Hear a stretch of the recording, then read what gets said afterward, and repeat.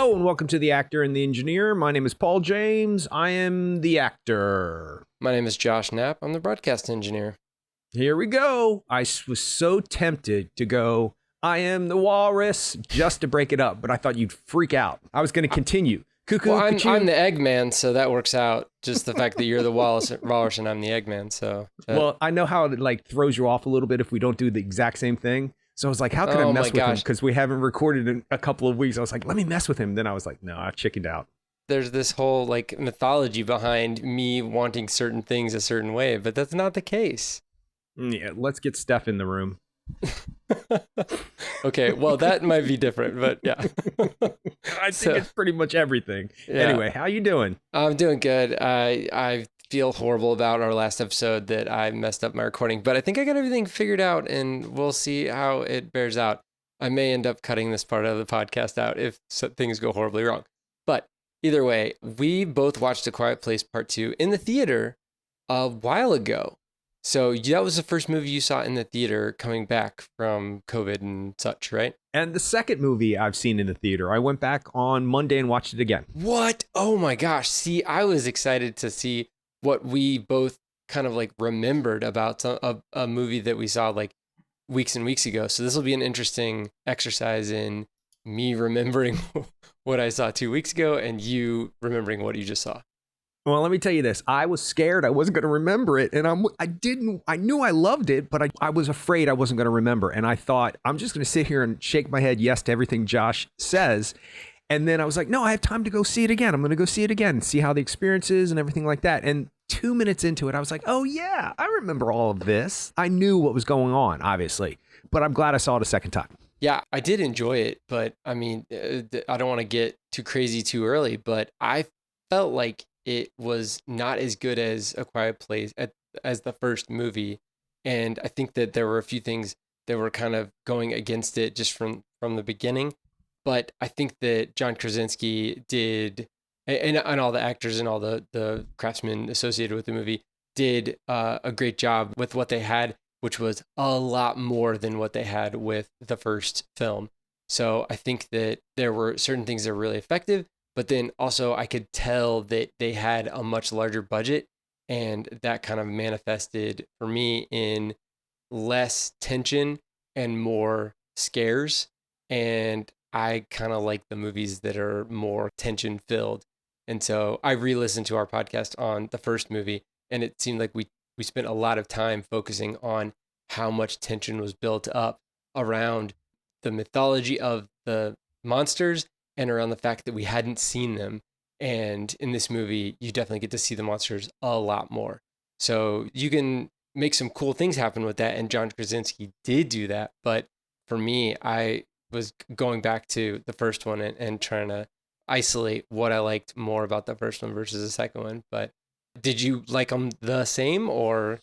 I completely disagree with everything you say. Whoa, cool. Everything. Okay. I my very first note is it's larger because it's a part 2, but it's just larger enough, if that's proper English. It's just big enough. It does not extend itself too far for the second one. We're looking at you, Matrix Reloaded, although I love those movies. But, when you go from the Matrix to Matrix Reloaded, there are 6 different movies in Matrix Reloaded, which I watched over and over. And when it comes on, I'll watch it. As a matter of fact, I have it taped and I can DVR it any second of any day. I love those movies, but it is too large too soon. And I think in Quiet Place 2, you get just enough of everything you needed that you were not missing from the first one, but to extend the universe into a second film. So I don't know, because the second time I saw the movie, I realized you cannot see this movie without seeing the first one. You just cannot. And when I was going over it in my head, I was like, well, okay, is it The Lord of the Rings? Can you watch Return of the King without seeing the first one? Maybe. This one, you have no idea what's going on when they make that transition from day one to day 483 or whatever. Yeah. Right. Yeah. And where's the baby come from? And where did the father go? And what happened? I mean, you can assume the father doesn't make it out. That's an easier assumption. You don't know about the little boy. You could make the assumption, where is that little boy that she was dealing with in the back of the car and at the baseball game. And then, of course, he goes through the store and there's the little spaceship, which is an ode to the first movie and a little bit of a wink, wink, here it is.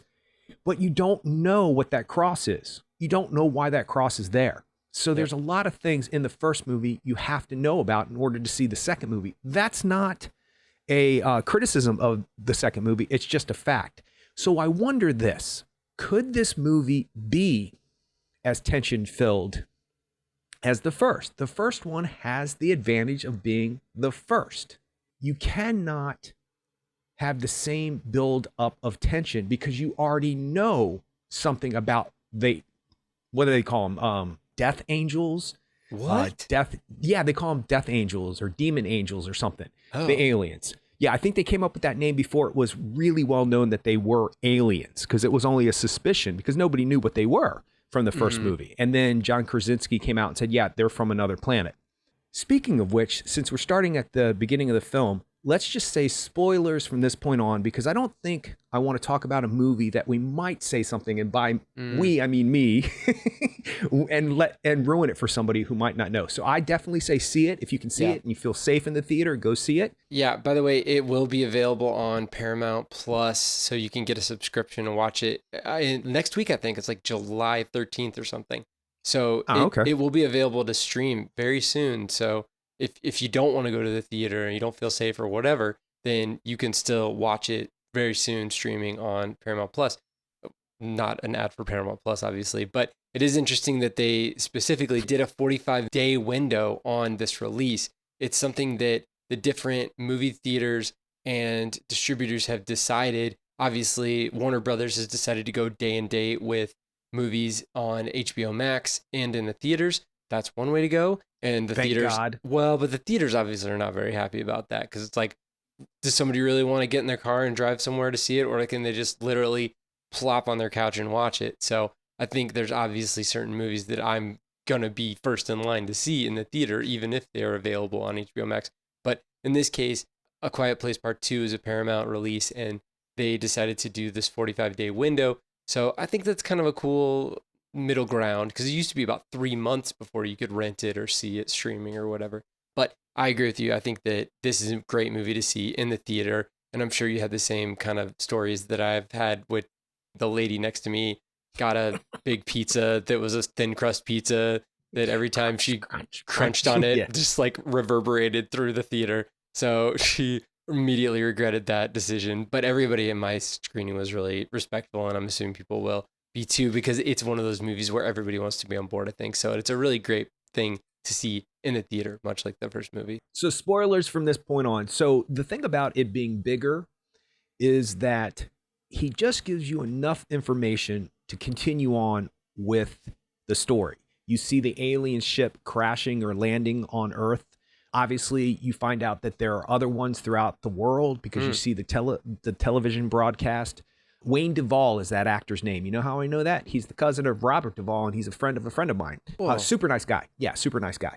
And he's always in these movies where he just knocks it out. I mean, he's really good when he's praying underneath the table. He's really good. So you get just enough of that in this film. Yes, you get more of the monsters, but don't you want more of the monsters? I do. I think some of the set pieces are larger than life. The bus scene in the opening sequence is larger than life, but it's well done. That's direct from the first movie. What's that? The bus scene coming towards her, that's in A Quiet Place. Oh, right. It's a flashback thing. Yeah.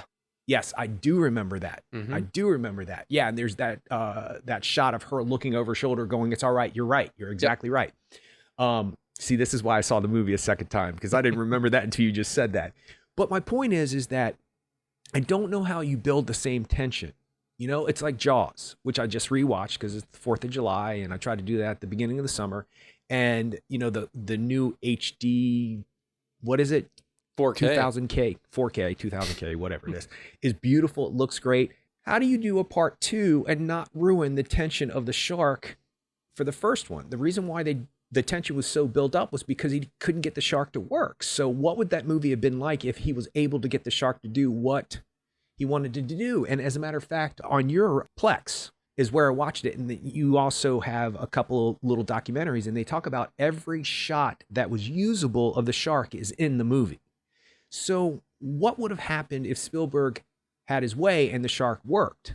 Would it still be the same movie? Obviously, part two, you see more of the shark. It's not as well done. It's not a Spielberg production. So I don't know.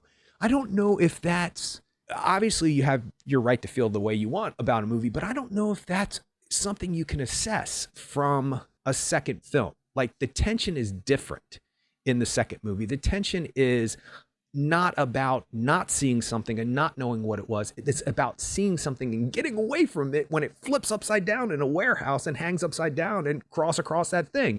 That's scary as hell. And then when the one claw comes out of the water at the one point in the middle of the film, that's scary to me. So in my opinion, I think John Krasinski could make movie history if he gets part three right. Because there's really not a trilogy where all three of them are right. You could say Toy Story, but it's no longer a trilogy. There's a part four. If there wasn't a part four, it would be up there in movie history, a trilogy that they got right. First film is as great as the second film, as great as the third. And I think if he gets the third one right, he could have that, because I think Quiet Place 2 is right where it needs to be. Well, I can see where you're coming from, and I know that the big thing is that yes, they had more money. Of course, they had more money. The first movie had a budget of $17 million, and it made $335 million. So they're gonna give it as much money as they deem fit, and it's not going to be $17 million for the second part. So the fact that they had a bigger budget, they kind of needed that bigger budget, because when you think about it, the first movie was predicated on a family in a farmhouse, a family one location, on a farm. One location. You don't know who's around you, who's living.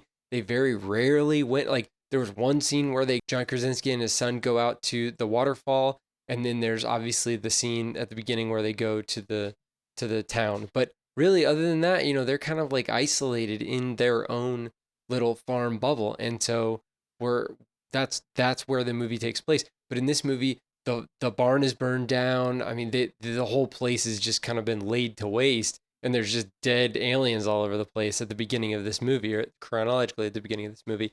So that right there is kind of telling you need to leave. So you're going to have to expand to a certain extent. So, and I think that they did a good job of finding a good set piece in that factory.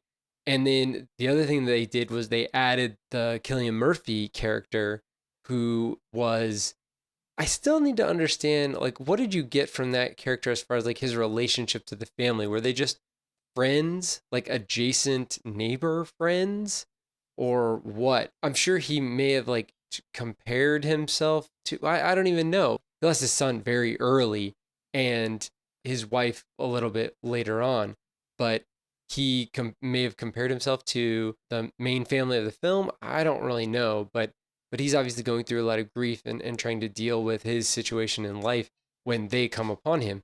But it seems like there's a known relationship there between him and the John Krasinski character that is kind of unspoken. I don't really understand it. Well, no, that's established in the beginning of the film on the baseball field when he's talking about the game that's on the radio. They have a familiar conversation tone about them. And they talk about that. They talk about somewhere in Quiet Place 2, he says something about, "You were my father's friend." Doesn't she say that? "But you're not him." Doesn't she say something like that? But I just assumed they were, they lived in the same valley, and their kids went to the same school, and they went to PTA together, and they went to baseball games together, and they probably went to church together, and that kind of stuff.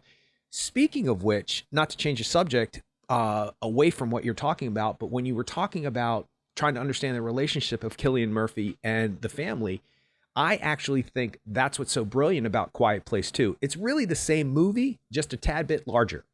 Because really, in Quiet Place 1, it ends up with the father and the daughter at the end of the movie, and he sacrifices himself. Yep. I already said spoiler, people, so don't say nothing to me, okay? If you haven't seen Quiet Place, see it, okay? Because you need to. And his son is dead. Their son gets killed. And the warehouse that they go to is a larger version of the farmhouse, just like when they're playing the board game in the beginning of the movie, the first one. Noise will get out, even though they've padded the walls and all that other stuff. And that's the same as what Cillian Murphy says when he's talking to her and she looks at him like, shut up. And he's like, they have to be directly above us for them to hear us. It's the same thing, just a little bit larger. And they all separate in the same way. It becomes about Emily Blunt and Noah Jupe. It's about him becoming a stronger person. Because you see in the baseball game that Noah Jupe is just a nervous kid. He just is. And that's how he is in the beginning of the first film. Well, all of the first film. Yep. Rightfully so. So it's just an extension of that universe. And I think that Cillian Murphy is a substitute for John Krasinski's character from the first film. So really, and that's what I think the power of a second film is. The second film is, and all great part twos do this. It's the same movie as the first one, just extended larger. Godfather 2, Terminator. All of those films are the exact same movie, just larger in places. Al Pacino is taking over for Marlon Brando, so forth and so on. You get where I'm going with that. Mm-hmm. I think that's hard to do. I think that's really hard to establish a world and then extend it without it becoming too extended. Reloaded, we're looking at you. I think that I see it more as an Empire Strikes Back movie versus Evil Dead 2 type of a movie, because the story is being propelled forward in both films. In the first film, spoilers for A Quiet Place original, A Quiet Place Part 1, even though it wasn't called A Quiet Place Part 1. There's spoilers coming up right now.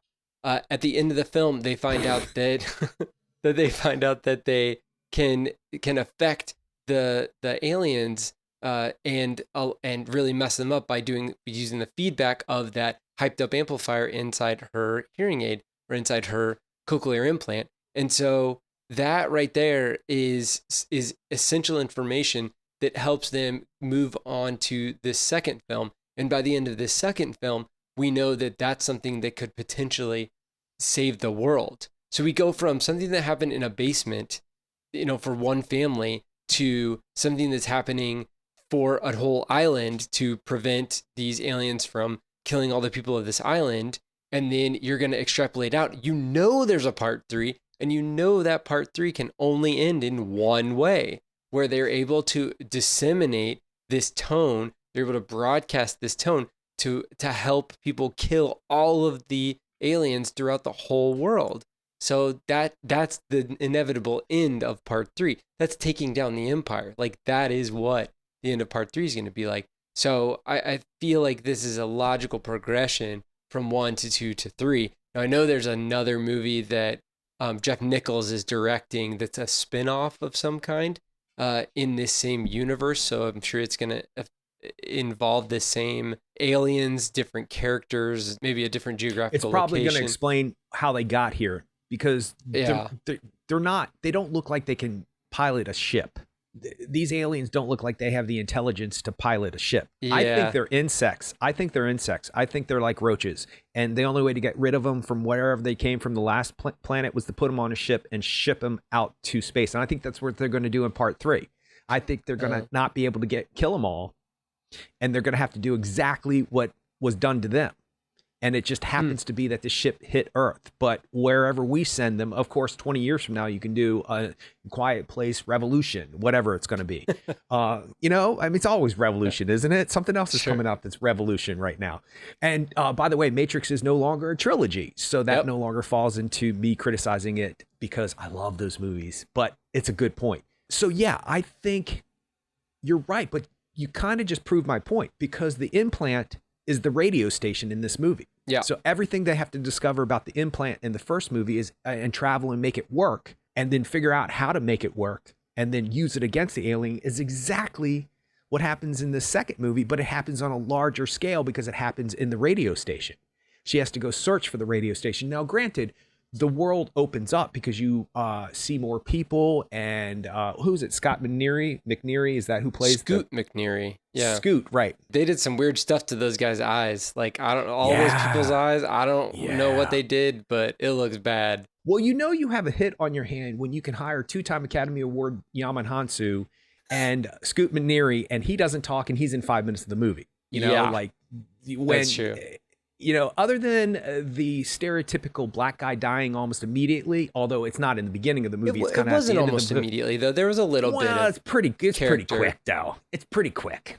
Your film has to have been spectacular in order to get these great actors to not say a word and to be dead in 5 minutes. So, you're going to kill a two-time Academy Award nominee in, okay, I say 5 minutes, 10 minutes, whatever it is. It's not long. But I also like that actor. So maybe that has a little bit to do with, I'd like to have seen him survive so he can be part 3. His son's going to be part of that. And the other kid in the closet's going to be part of that. But I keep coming back to the question of, then how do you do it? You know what I mean? Like the answer to what you're questioning, or what your corrective criticism, for lack of a better term, is, then how do you do a part 2? You know what I mean? You can't rely on the same tension. The same tension doesn't exist. It's larger. And because you burn down the barn and the houses, or the barn is flooded and the house that can't be lived in, because you have to move, and because you have the baby, which you didn't have in the first movie, except for the end of it, which is exactly like everything that she does to try to save them, is exactly what John Krasinski is doing in the end of the first movie. I think that's spectacular how he just re-emphasized everything. But how do you build that same tension? I will say this: John Krasinski is a master at jump scares, because I've seen it twice and I jumped it every time I jumped the first time. And the third time I jumped, I was like, damn it, stop it. Because it hurts your chest when you jump scare it. Like, oh, I just don't know how you would go about doing it and keep the same kind of tension. Because I hear what you're saying, and I understand that. Simpler tension is better. You don't see the demon until much later in The Exorcist. You don't see the shark. I get that, but I don't know how you do it. You're right. The cat's out of the bag. You've already seen the alien. You know what the alien looks like. You know what the alien looks like up close. You know how the aliens move. You know how they hear. You know how they track. So you've already let all that loose by the end of the first film.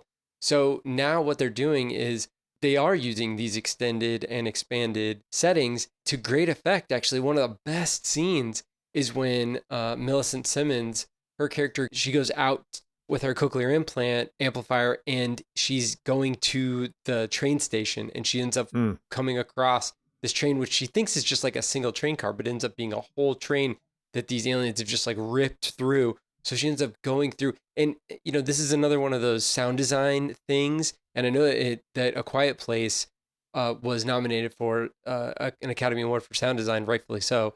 And this film should probably be also nominated too, because the way that they're able to kind of slip back and forth between this kind of like, whether it's full hearing, full score, versus no sound, versus a very muffled amount of sound, which is like we've seen from Sound of Metal. With someone who has had a cochlear implant, they're going to have that, not necessarily hearing, like not the hearing that we might consider quote unquote normal, but some sort of augmented amount of sound reception into their brain. That's what she's got. And so we kind of get to try to replicate what she's hearing. So in that train scene where she kind of gets to the end of one of the cars and she ends up kind of like sitting back, you realize that the way that the shot is framed, that her sitting back slowly reveals what's been there the whole time, that we as an audience and her as a character have not been able to see or hear. There was an alien that was coming into the car and moving towards her. And that reveal is that one of your jump scares? Because yes, it was insane. It's hard. That's when I was like, okay, enough. I'm done with the jump scare. Stop it. And that's actually, I don't think there's many more after that. I don't even think there is anything after that. But anyway. Yeah, I mean, other than the reveal of seeing the alien on the island, where you're just like, how the hell did the alien get to the island? But he's there. And that's another one of those kind of like framed reveals of like somebody moves back and it's like there's an alien like barreling towards you and you're just like, oh, get everybody back. But yeah, so that scene right there is a great use of sound design, score, and of the framing of the shot. And so that's the stuff that I think he did well in the first movie, and then he also extended to this film. What I found amazing, especially a second time, and this is why it was really good to see it a second time, was there's also a quiet, no pun intended, language in the film that I really didn't notice the first time. Now, when you see the cross, okay, you see the cross, and even in the first film, you have his little toys, you have photographs, and then she leaves her ring, which is kind of an extension of what happens in the first film. She leaves her ring, which I thought was kind of strange because really, why was she doing that? But I guess because they have to move on, and Well, that's it's where they're because she wants to leaving. make sure that other people know that she's available, that she's, able to be picked up at the bar. You gotta propagate the species, man. I'm available now. I just had a baby. Just give me a month or so to get back into pre-alien shape, and then I'll be okay. Jeez. So that's kind of like an extension of what we saw in the first film, but that's also a language. It's a quiet language where, unless you're really paying attention to it, and you do on some kind of subconscious level, because the second time you have that tracking shot of going through the station and you see the high heel shoes. Mm. The first time I saw it, it didn't dawn on me what they really were. They got swooped up by the alien and killed, and they got torn out of their shoes. Or maybe they took off their shoes to go running because the Mhm. aliens were I think attacking. that's I it. don't know. Right. Well, but every time you hear somebody talk about a car accident, or God forbid, somebody getting hit by a car, it knocked me right out of my shoes. They were tied up and laced and everything, and you got knocked out. So if you got a bunch of people waiting to go to commute to wherever they're commuting to for work that day, because I'm not sure what day of the week it was, because there was a baseball game and there wasn't a lot going on in the town. So I assumed it was a Saturday or Sunday, but anyway, let's say it was a work day. I assumed that, because they come in and they swoop and they kind of like do that thing where they take their claw and swipe people as they're going by, and you see people go flying. I assumed all those ladies were waiting to go to work and they just got swooped out of their shoes. Mm. Either way, there's a whole language to that you don't really key into on a conscious level, just like the boat that takes the alien to the island that Yeah. drifts. It's in a shot. The boat adrift is in a shot just a little bit later on. When they get in the Ah. boat, they drift over to that island.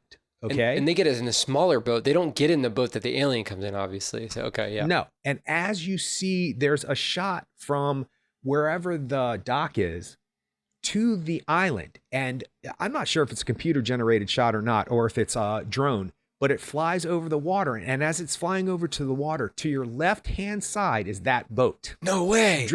drifting to the island. Yes. Ah, that's awesome. Yeah. Oh, that's Yeah. so good. Because at first I was a little confused about how did that boat and that alien get to that island? And my brother goes, don't you remember the one falls off the boat and that's when you realize they can't swim, and the other one's still on the boat, but then you don't see it. And remember, they drift to the island. That boat drifted to the island, but there's an actual, and it's very quick, but it's there. Mm. You see the boat just drifting, Mm. going towards the island. Really well done. And then the other things that he does is the kind of like signposting or foreshadowing, where the first time they go into, well, the first few times that they go into that boiler, I guess it's just that container boiler. It's all soundproof and they can talk in there, but they can only be in there for 3 minutes or whatever until the oxygen runs out. And every time they go in there, there's that towel that's run across the lock. And so that prevents them from locking themselves in. But the first time you see it, you're kind of like, oh, that's pretty ingenious. And the second time you see it, you're like, oh, you start clocking it and you're like, this is coming back. And of course it comes back in the most climactic part of the film. So I love that kind of stuff where the filmmaker is putting breadcrumbs out for you to try to recognize and key in early. That's the stuff that I love, where I can kind of be like, ooh, that's coming back later. And then when it comes back later, you're just like, this is a language that I somewhat understand and that has certain expectations. And then if those expectations are met to a certain extent, then that's satisfying. But also, when those expectations are shattered, whether it's an experimental film or whether it's a movie that, I mean, some of like Quentin Tarantino's movies where you see it moving down one direction and it totally goes sideways, whether it's Inglourious Bastards or Once Upon a Time in Hollywood, where he kind of takes history and completely turns it on its head, or any kind of filmmaker that's able to subvert a genre or to subvert a storytelling trope, that's fun too. But there's also a certain amount of satisfaction in these types of movies that have set rules and then they follow certain rules like that, and then you get that nice payoff. that's actually what horror movies are. The whole point of a horror movie is to follow a particular set of rules, whether it's Friday the 13th or Nightmare on Elm Street or pick your horror movie, Halloween.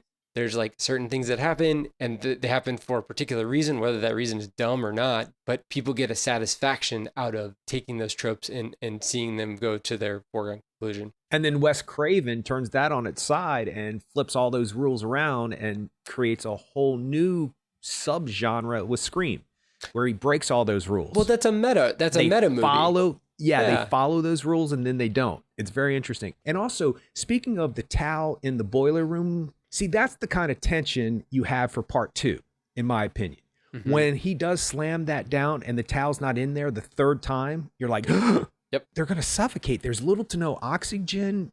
The whole idea of this baby disturbs me anyway. Just Yep. the whole idea of a baby in a situation like this. Babies are not quiet ever. They're just not, unless they're ill or sleeping. They're just never quiet. How do you have a baby in this world? So that's got to be addressed in part 3. That's going to be an interesting thing and how he deals with that. But when that towel doesn't drop and the lever drops, I'm like, it's not this unforeseen tension. You know what's happening.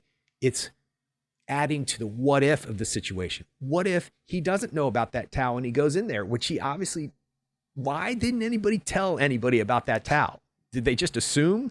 Maybe they did. I don't know. He probably, no, I'm sure that the towel probably just fell off between the last time that anybody got in there and the time that he was rushing feverishly to get in there with the baby, because you got to remember he went upstairs. Like, there was no aliens in there. He went upstairs and he ended up finding the wife, the desiccating corpse of the wife of Cillian Murphy. And it startled him. He backed up against a bunch of things and knocked him over a bunch of things. And that's what attracted all the aliens. So I understand how he got to the point where he could have been in a situation where his number one priority was get the baby and himself into that containment chamber. And that's what he did. But when he did that, he forgot one of the most important things. And see, that's why I think the tension is in the right place, because we already know kids have died. Cillian Murphy's kid. We already know kids are being left without parents. The 2 people in the closet. Well, Yaman Hansu's son. Is John Krasinski going to kill a baby and his son in part 2? I'm like, what is happening? Because I couldn't imagine him doing it. But I also thought to myself, well, the reality of this world is this. What if the mother, just in the nick of time, isn't there? Maybe that's how he's going to spin it this time. I think it's cruel. And, you know, you fall in love with No Jupe's character, so it would be bad for the audience. And it's a baby. So, you know, don't kill a baby in a movie. Nope. But if he wanted to, he could up the antes that much higher by doing something like that. But he doesn't. And I think that the idea of it being a possibility, meaning that they could have died, is enough tension for me. After the jump scares, after the aliens, after running just in the nick of time, after Scoot McNairy and his crazy eyes, after everything he does, I'm good with them surviving, because we need some good stuff happening in the end of this movie. So I can't foresee how else you would do it. You know what I mean? Like, that's going to be my question when I leave the podcast tonight. I'm going to think to myself, how do you create and keep that same simple tension? I don't think it can be done. Yeah, I mean, you have to add more characters, because you can't just have the same characters. There needs to be another foil to react against. And the other thing that the film does is it takes, by taking the father out of the situation, it allows for, and it forces the Millicent Simmons character to become that role. Like, she becomes that kind of like, I'm going to do what I need to do to protect my family. And that's exactly what John Krasinski did in the first film. And it also, she now has the knowledge and she has the confidence that was instilled in her from the first movie, when her dad signed to her, I love you, I've always loved you. And she takes that, and that's what pushes her forward, because really this movie starts exactly the moment after that last movie ends. And so she's bolstered by that confidence and hopefully is able to take that into her next journey. And that's probably the thing that gets her to, even though her mom tells her not to, and Cillian Murphy tells her not to leave, that she still gets up and goes out and does it because she understands that nobody else is going to do it, and that she has the knowledge and she has the ability to help other people. And even though it's fraught with danger, that doesn't matter. She's going to get it done. So like that's a really cool character arc. It's a similar character arc of John Krasinski in the first film, because really his kids don't have that much of a character arc, but he has that arc that ends at the very end, where he realizes he wasn't doing what he needed to do for his daughter this whole time, these first 432 days or whatever it was. And so he rectifies that right before he gets eaten mercilessly by an alien. And so that's the cool part. Now, there's a couple questions that come from that. Who's the character that changes the most in the third film? Is it a character we haven't met yet? Is it the son? They both start their evolution in this film, because the That's movie true. transfers from the adults to the children at the end, or the young adults by the end of this film. And by side note, Cillian Murphy does almost exactly what John Krasinski does in the first film, but in this movie, Regan, she decides, nah, that's not happening this time. I'm going to take care of what I need to take care of. Because there's a moment in Quiet Place 1 where she can do something and he goes, no, don't do that. I can't remember what it is. Like she's going to honk the horn or something. I can't remember what it is. And he's like, no. And that's when he signs, I love you. I've always loved you. It's a sweet, sweet moment in the film. It's touching. And side note, and it should be talked about a little bit more if we get to it, the emotional core to this movie is exactly the same as the emotional core for the first movie. Emily Blunt, oh my gosh. I mean, she won the Screen Actors Guild. It was slotted to be nominated for the Oscar for this. She was not. I can see why she should have been, but she holds it down. So does Cillian Murphy in this film. But so at the end, Regan, I'm going with Regan, she does what John Krasinski didn't do, doesn't sacrifice herself. And she doesn't allow Cillian Murphy, Emmett's character, to sacrifice himself. She's like, nope, I'm going to take care of this, and swings around and does what she does. And I think that that's the same thing Noah Jupe does at the end of the movie, too. He does what Emily Blunt's character does at the end of the first film. So I think the third film, obviously, the two children, the sister and brother, are going to be older, of course, unless they pick it up just where they pick it up. But that's going to be hard to do because they're at an age in real life where they'll grow and look differently. Yep. So it just depends on what they do. I hope they don't do that computer generation thing. No, they won't do that. They did with it. They made the kids look younger. It's odd looking on TV. It's really odd looking on TV. Anyway, I think that if they're a little bit older, obviously they're taking on what the next step is. She's going to figure out how to get this signal around the world. He's going to try to figure out how to get Emily Blunt and the baby to the island. It's going to be about what the kids are going to do. So how he mirrors everything that happens in the first one and the second one is going to be what's going to be hard about writing the third one. Because the third in a trilogy is a hard one because you have to end it, but you have to extend the universe at the same time.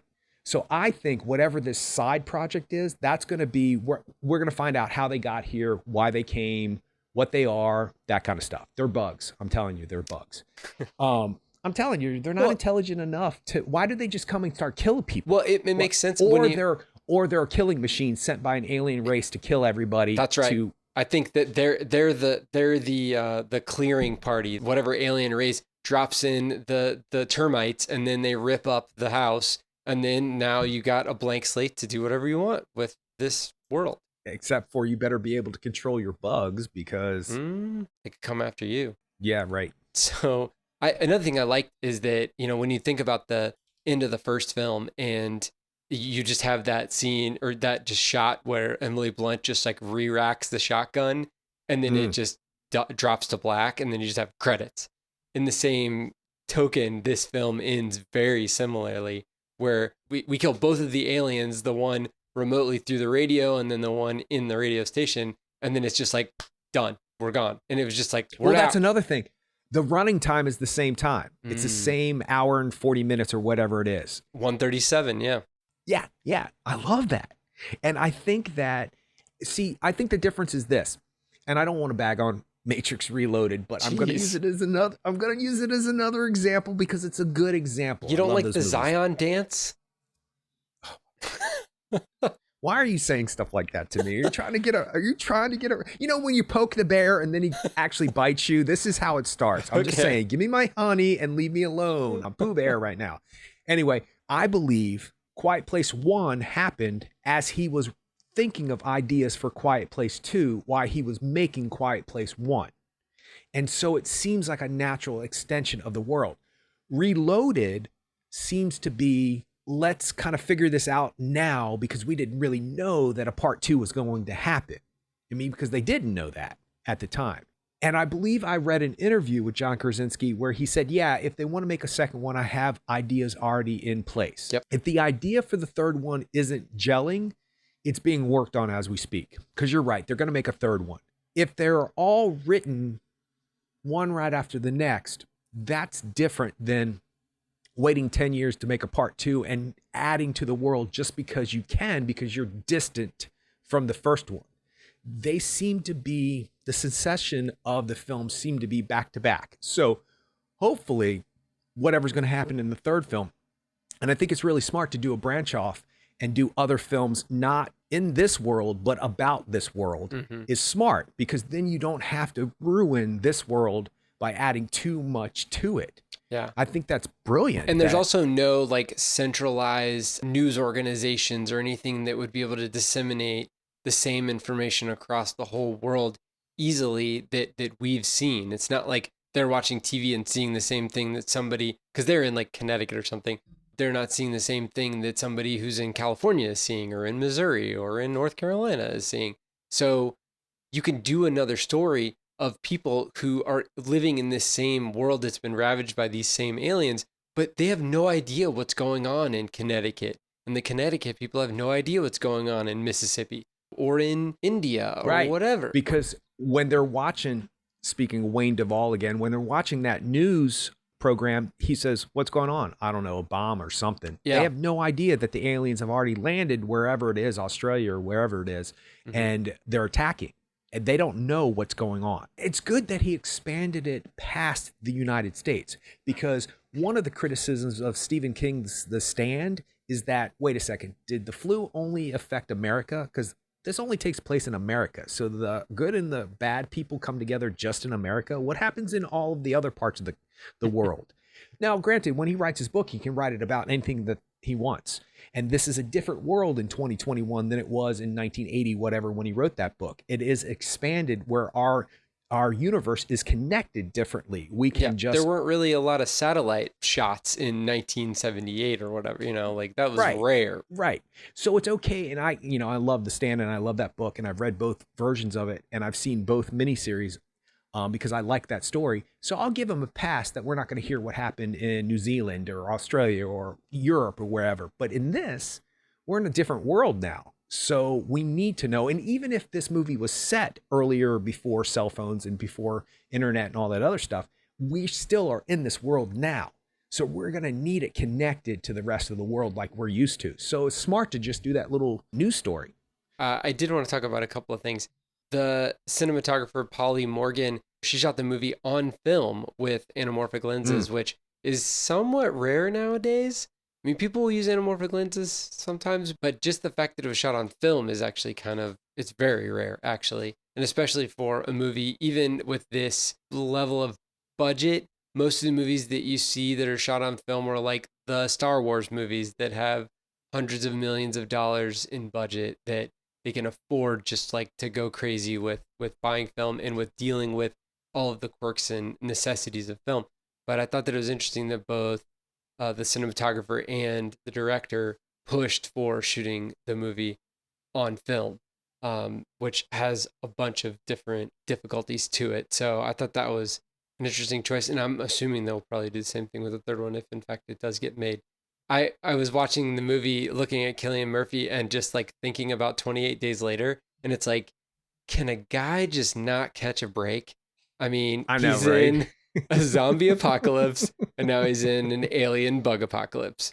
So he wakes up full frontally naked in a zombie apocalypse, not knowing what's going on. I mean, he is down for the count from the beginning of that movie.